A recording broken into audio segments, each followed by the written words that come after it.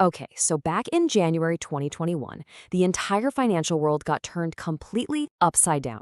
But not by some big bank or a legendary investor, no. This time it was by a huge, chaotic, and totally meme-fueled army of everyday traders organizing on Reddit. This is the wild story of how they declared war on Wall Street, all over a struggling video game store. All right, let's get into it. The whole saga really just boils down to this one simple question. It's a true clash of titans. You've got the established, powerful hedge funds on one side, and a decentralized, pretty much anonymous online crowd on the other. And the battlefield? It was the stock for a company that most of Wall Street had basically left for dead. So, to really understand how this whole thing exploded, we first need to set the stage. We gotta look at the battlefield and the players involved. On one side, you have this well-known brand that's kind of on the decline. And on the other, you've got these financial giants making a huge, very public bet that it's going to fail. So let's meet our unlikely hero in all this, GameStop. By 2020, the company was basically seen as a dinosaur. Video games were all moving to digital downloads, and the pandemic was keeping everyone at home and out of the malls. So to most big-time investors, GameStop stock looked like a one-way ticket to zero. It was the perfect target for a very specific kind of bet. And that bet is called short selling. Let me break it down. Imagine you borrow a rare comic book from a friend because you're convinced it's about to become worthless. You immediately sell it for $100. A week later, you're right. Its value crashes to $10. So you buy it back for $10, give the comic back to your friend, and you've just pocketed $90. That's short selling. But what if the price of that comic book goes up? Well, you still have to buy it back to return it, and your potential loss is, well, it's unlimited. The thing that made this whole GameStop situation so explosive was the sheer scale of the bet against it. By January 2021, hedge funds had shorted 140% of the company's publicly available shares. And you're probably asking, wait, how is that even possible? Well, it means some shares were borrowed and sold, and then borrowed again by someone else and sold again. The point is this: Wall Street wasn't just betting on GameStop to fail. They had over-leveraged that bet to an absolutely incredible, almost unbelievable degree. Okay, so now let's flip to the other side of this battle. While all the Wall Street suits were piling on these short positions, a very different kind of investor was gathering online, and they saw something that pretty much everyone else was missing. And here was the opposition.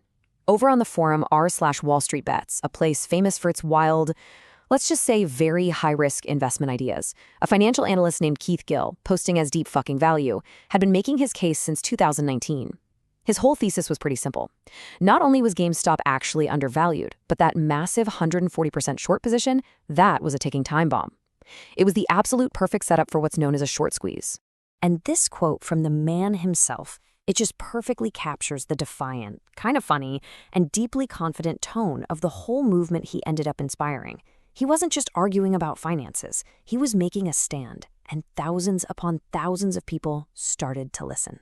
So the theory was laid out, and an army of believers was ready to go. All that was needed was a spark.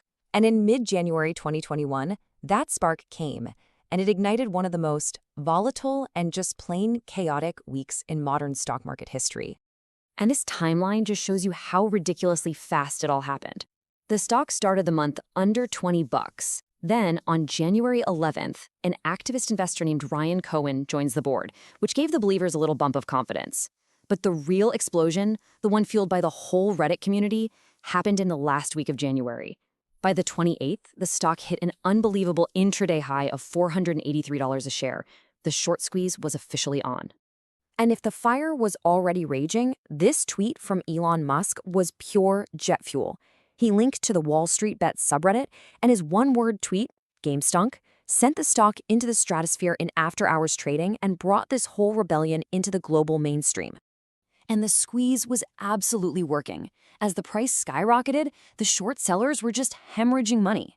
The most famous casualty was the hedge fund Melvin Capital. In January alone, they lost 53% of their value. They had to take a nearly $3 billion bailout from other firms just to stay afloat. The Reddit army had definitely drawn first blood.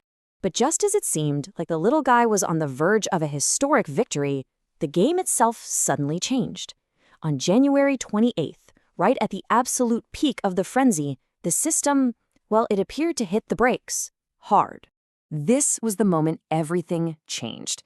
Popular trading apps, with Robinhood being the most famous one, suddenly restricted trading. Now, users could sell their GameStop shares, which, helps lower the price, but they were blocked from buying anymore. The upward momentum was just choked off instantly, and a firestorm of outrage just erupted. So why did they do it? Well, you get two very, very different stories. Robinhood claimed the extreme volatility meant that the clearinghouses, which are kind of like the plumbing of the stock market, demanded billions in collateral that they just didn't have. But the public, and especially everyone on Reddit, they saw a conspiracy. They believed Robinhood was protecting its Wall Street partners, like the massive market maker Citadel, who were on the losing side of this whole trade. The backlash was immediate, it was fierce, and it was incredibly bipartisan. I mean, you had politicians from Alexandria Ocasio-Cortez all the way to Ted Cruz condemning the move and demanding answers. The GameStop saga was no longer just a financial story, it had just become a full-blown political scandal. So in the weeks and months that followed, the dust finally started to settle. The stock price crashed down from its highs, and the real consequences for the investors, for the big institutions, and for the market itself started to become a lot clearer. So if you look at the final scorecard, there was no single winner here. Melvin Capital? Yeah, they never recovered and eventually had to shut down. But some other funds, they timed it perfectly and made an absolute fortune. And for the retail investors, the outcome was just as divided. The early believers, guys like Gill, saw life-changing gains. But a lot of people who jumped in at the very peak, they suffered devastating losses. The long-term impact of this was just massive. I mean, the CEOs of Robinhood and Citadel got dragged in front of Congress. Lawsuits started piling up. The whole saga gave birth to the meme stock phenomenon, and it sparked this intense scrutiny over the fundamental way brokerages make their money. But maybe the biggest consequence of all was this deep, lasting distrust in the fairness of the entire financial system. Which, of course, leaves us with the big question. Was this a revolution that permanently empowered the small investor? A sign that social media has created this new, unpredictable force in the markets?